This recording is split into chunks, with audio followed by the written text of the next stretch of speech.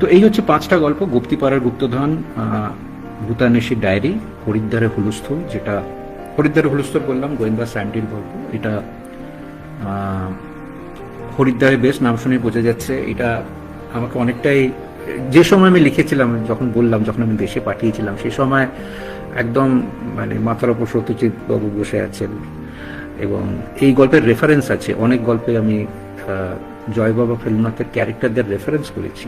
মানে এই যে গোয়েন্দা স্যামডি, তার যে সহচর, তিনি একদম ডাইহার্ড ফেলুদা ফ্যান। কথায় কথায় তিনি তোপসেকে টেনে আনেন, মছলি কবাকে টেনে আনেন, মদনলাল মেঘরাজকে টেনে আনেন। তো এই নিয়ে কিছুটা হাস্যরসের সৃষ্টি হয়, আবার একটা নস্টালজিয়ারও সৃষ্টি হয়। তো এটাকে খুব সন্তর্পণে দেখাতে হয়েছে, যাতে কোনো গল্পের সাথে কোনো মিল না খুঁজে পাওয়া যায়।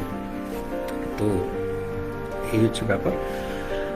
আর ভূতানেশীর ডায়েরি বললাম, গুপ্তিপাড়ার গুপ্তধন, হরিদ্বারের হুলস্থুল, আর্মচেয়ার ডিটেকটিভ, আর শিমুল পুকুরের আদ্যপান্ত মজার অ্যাডভেঞ্চার, জঙ্গল অ্যাডভেঞ্চার, জঙ্গল সার্ভাইভালও বটে। অনেক কিছু হবে এই জঙ্গলে, যেটা পড়লে বোঝা যাবে। আমি এখন স্পয়লার দিচ্ছি না।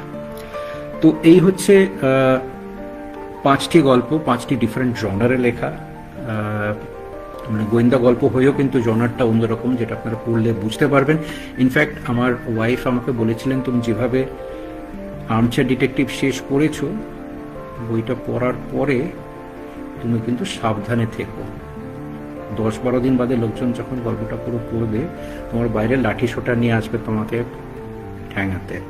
এরকম একটা ভয় ভয় আছি যে আমি ঠ্যাঙানি না খেয়ে যাই।